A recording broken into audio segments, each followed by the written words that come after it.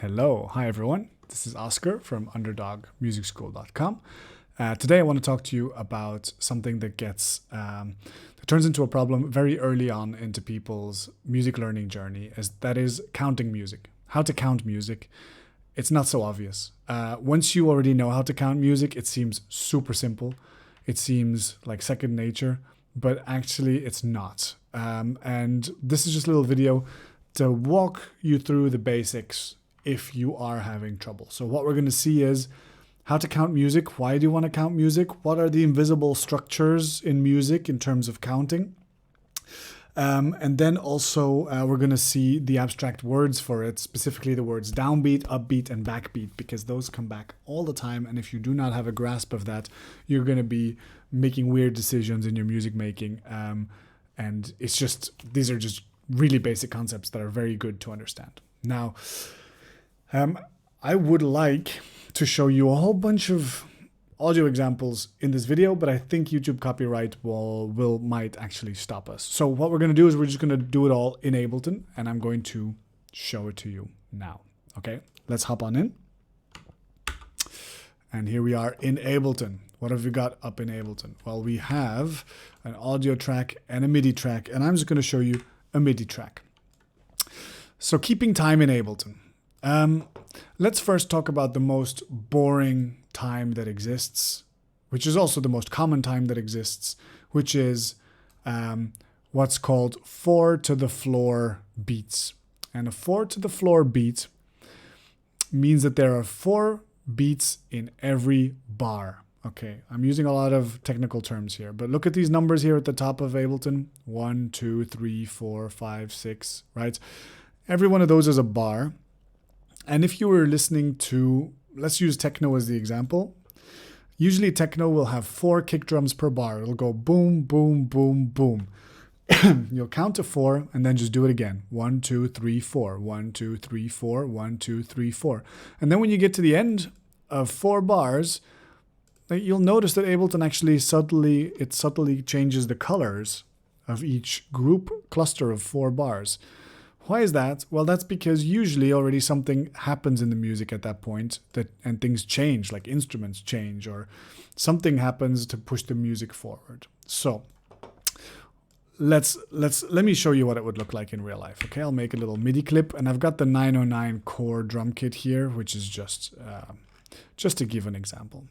What I'll do is I'll take a 16th note. I'm not going to go in too deep onto note lengths here, because that's not really what we're going for. What I want you to do is to understand that when you're listening to music, how to count it. Okay, so this is what a typical techno track might look like in terms of drums. It's at 100 and let's say 130 beats per minute.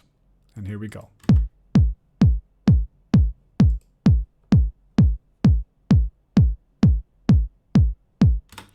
Now, deep inside of your DNA, underneath your intellectual mind, there's the animal mind, and your animal mind is effectively clustering these kicks into little groups. And the right way to cluster these kicks would be in groups of 4. So effectively what you're doing is you're going 1, 2, 3, 4, 1, 2, 3, 4, 1, 2, 3, 4, 1, 2, 3, 4. You don't do any other ones. You don't go 1, 2, 3, 1, 2, 3, or you don't go 1, 2, 3, 4, 5, 1, 2, 3, 4, 5. You usually go 1, 2, 3, 4, 1, 2, 3, 4, 1, 2, 3, 4, 1, 2, 3, 4. And you do so in groups of 4 because we really love this symmetry. Okay, there's a mathematical sort of structure behind all of music, and you instinctively in a song will expect that at this point something will change. Here, let me consolidate this clip and actually make it one long clip, which makes all the notes here actually show up. And here again, you see the bars 1, 2, 3, 4, 5, 6, 7, 8. Now, if I would put, for instance, a hi-hat here, this would be an extra instrument that would come in at a certain point. And really, in the way that most dance music is orchestrated, there's only one logical place for it to come in, and that is here, after a multiple of 4. Okay, so I'm gonna play it, and you're just gonna listen to how it feels, but count 1, 2, 3, 4 as it's going. Okay, 1, 2, 3, 4. 1, 2, 3, 4.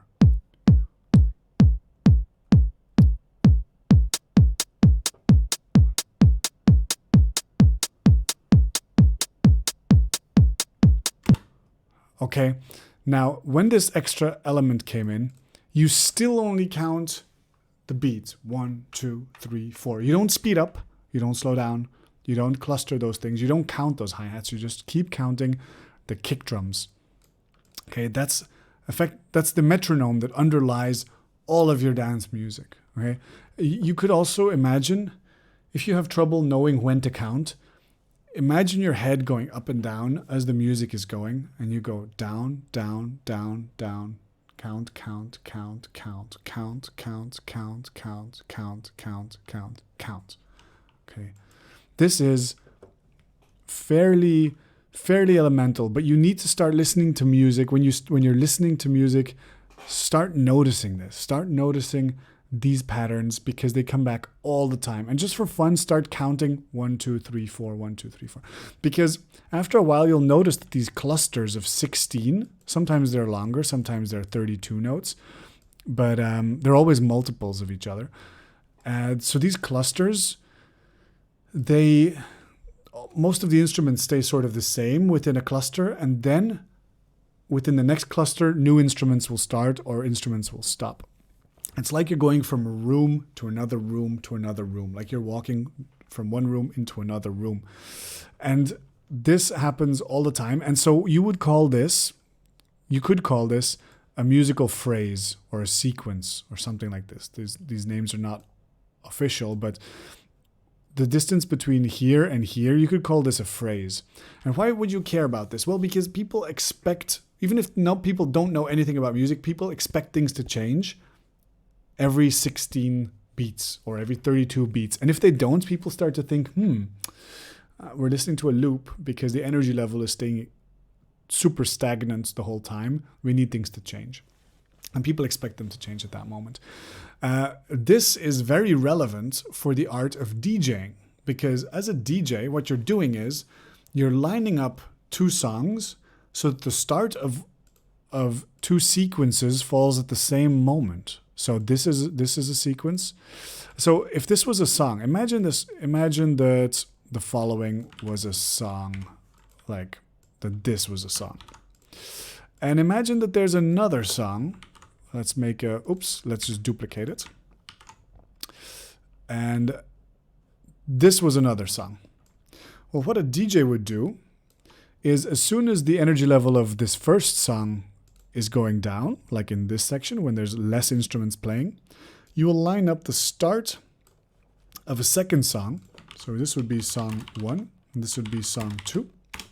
You'd line up the start of a second song to start at the start of this phrase, so that these two phrases overlap, and when this phrase ends, this phrase ends. This way the whole thing sounds like a coherent whole, and the whole thing pulses. And whenever you count down on this first song, you also count down on the second song. You go 1, 2, 3, 4. You don't go 1, 1, 2, 2, 3, 3, 4, 4. You go 1, 2, 3, 4 at the same time. So the audience can keep dancing, and they stay in their own internal metronome, in their own groove, So that's why in dance music, you need to be aware that this exists. This convention, that phrasing matters. If you always would start your sequences, like if you would end your sequences after, let's say 13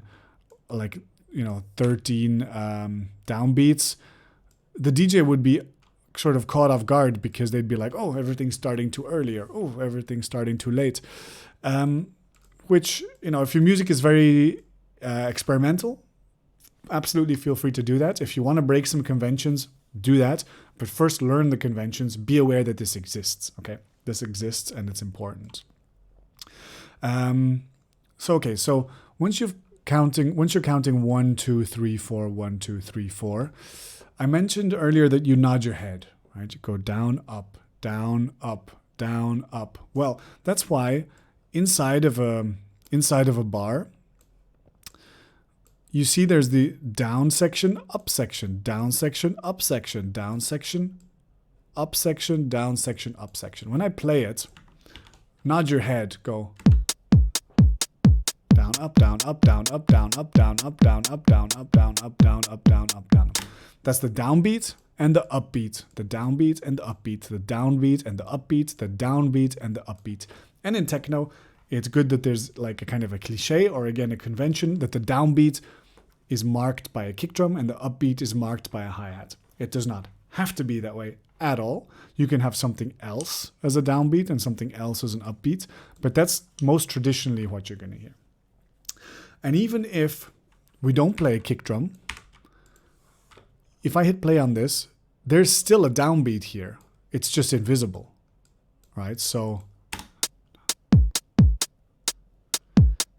if this happens, you just keep nodding. Your head doesn't stop just because the kick drum doesn't actually play. Your head keeps going. So this downbeat, upbeat structure is like an abstract layer on top of the actual music. It's not, the instruments are not the downbeat and the upbeat beat. The downbeat and the upbeat is an abstract concept. And the instruments, they mark it. You mark the downbeat with a kick if you want. You mark the upbeat with a hi-hat if you want.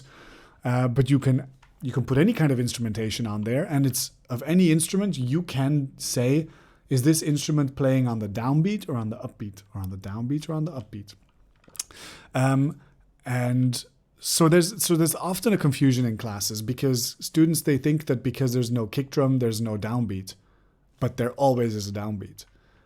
If your audience can move their head to your music, then you have a downbeat and an upbeat. It's like yin yang. You can't do one without the other because otherwise your head would just be down, and that doesn't exist. I mean, that does not exist. And except maybe if you're like the more abstract Aphex Twin or Venetian snares or something like this, then do whatever you want. But then then you're at a different level than all this. So downbeat, upbeat, downbeat, upbeat, downbeat, upbeat, downbeat, upbeat. In a lot of music, there's the third one. There is something called the backbeat. It's a term from drumming, but it's kind of this rock and roll pattern that sounds like this. I'm just going to play it for you because otherwise me explaining it is going to be too abstract here. If I put a snare drum here and here, listen to this.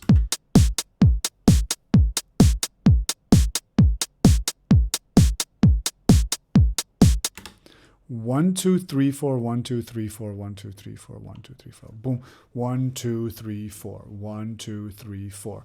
Now, this is the downbeat. This is still a downbeat. This is the downbeat. This is also still a downbeat. And there are still 4 upbeats.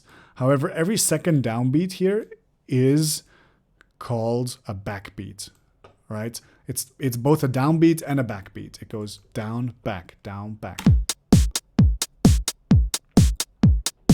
Because we like to divide things in symmetrical parts in music, we like kind of we like things that go tick tock, tick tock, tick tock. If a clock plays, like like an actual grandfather clock or something, and you listen to it long enough, even if the 2 clicks are identical, you're still gonna hear it as tick tock, tick tock, tick tock, because your brain just loves doing tick tock. So in a beat, it's good to differentiate the first downbeat from the second downbeat. It just basically, it turns the downbeats into a tick tock, tick tock. And there's always an upbeat as a kind of a breath in between the ooh, ooh, ooh, down, down, down, down, down, up, down, up, down, up, down, up, down, up, down, up, down, up, down, up.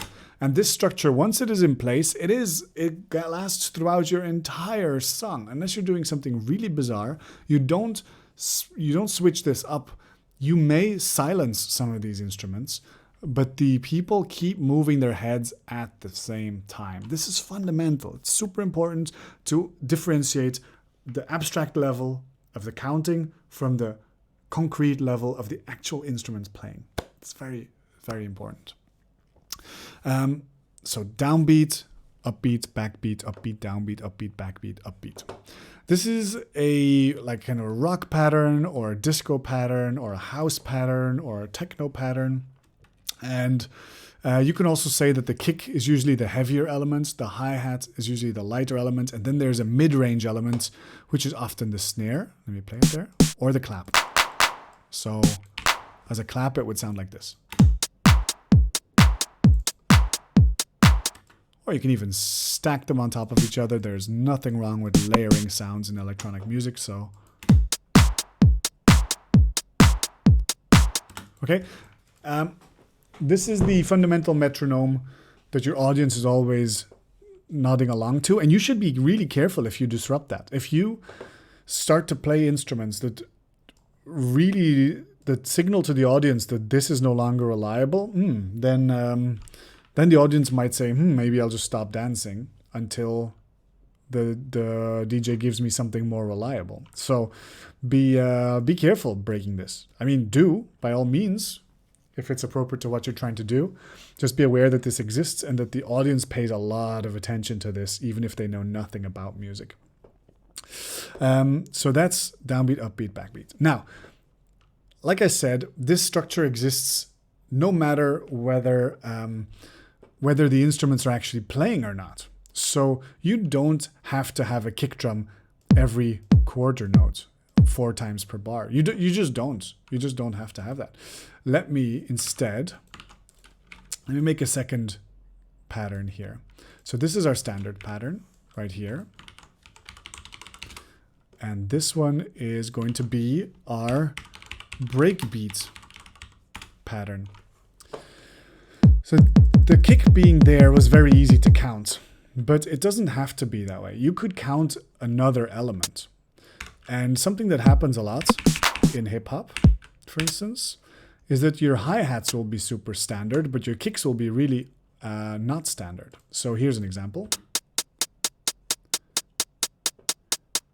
If you try hard enough, you can already tell that this is going to be down, up, down, up, down, up, down, up.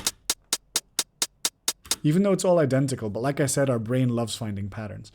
And so here I'm going to put a kick on the downbeat, on the first downbeat, right?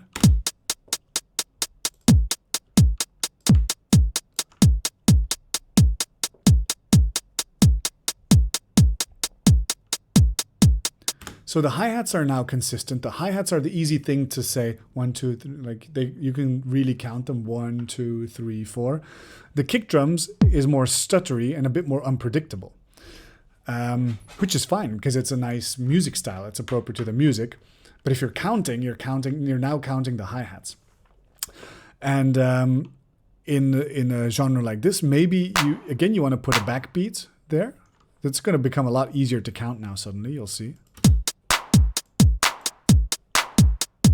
Down, up, down, up, down, up, down, up, down, up, down, up, down, up, down, up. So just move your head, trust your head. Your body probably knows better how to count music than your head does. So let your body do the work and just trust it and just notice down, up, down, up.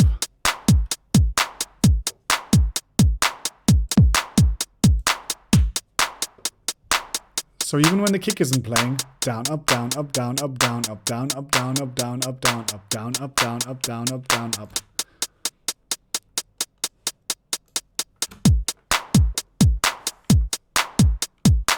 So you see, no matter how stuttery your pattern is or how sparse your instrumentation is, there is still a skeleton underneath it.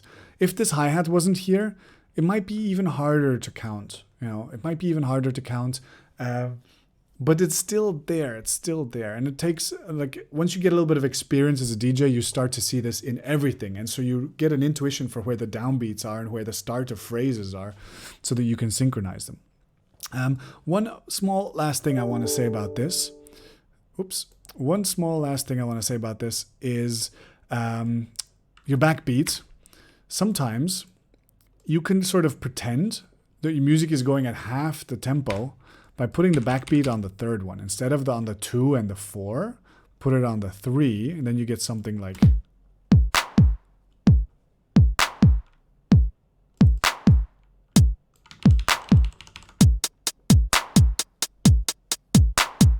You might notice that your head nods much slower like this because you're going boom, clack, boom, clack. And this is, for me, the discovery of this was with dubstep. Dubstep for me was the genre where I really only understood the difference between 70 beats per minute and 140 beats per minute and half time and double time. Effectively, we haven't touched the beats per minute, 130 beats per minute. But with this clapping here, we're kind of implying that there is a downbeat and a backbeat. Like it's going boom, clack, boom, clack. Which, this can help you understand why some genres might suddenly feel much slower, even though the BPM has not changed. But you can still analyze this using downbeat, upbeat. You can choose if this is in its real form. You can choose if it's like going down, up, down, up, down, up, down, up, or if you really start programming all the instruments to go down, up, down, up, down, up, like really halftime. Depending on all the other instruments, that'll be clear to the listener. Like if I use half the hi-hats here, let me put them, oops, I'm messing that up. If I put half the hi-hats here, you will notice how things feel slow.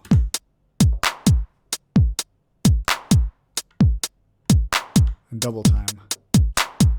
1, 2, 3, 4. 1, 2, 3, 4. 1, 2, 1, 2, 1, 2. So the beats per minute did not change, but we just implied suddenly that this was a much faster beat.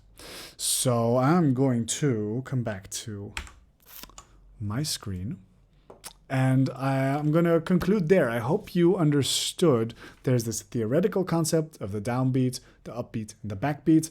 Then there are instruments which mark those moments, but they are not those moments. So when you take away your kick drum, it does not mean there's no downbeat. There still is a downbeat.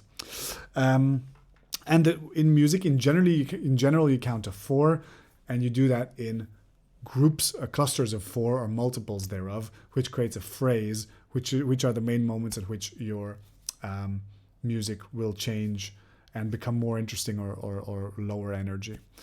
Some things I have not discussed on purpose is things like triplets and odd time signatures and things like this, because there are a few more levels to this if you're serious about it. Then we will get into some music theory. But if you can already count along and understood everything that we said today, you are already in a great position to make 90% of the dance music that's out there.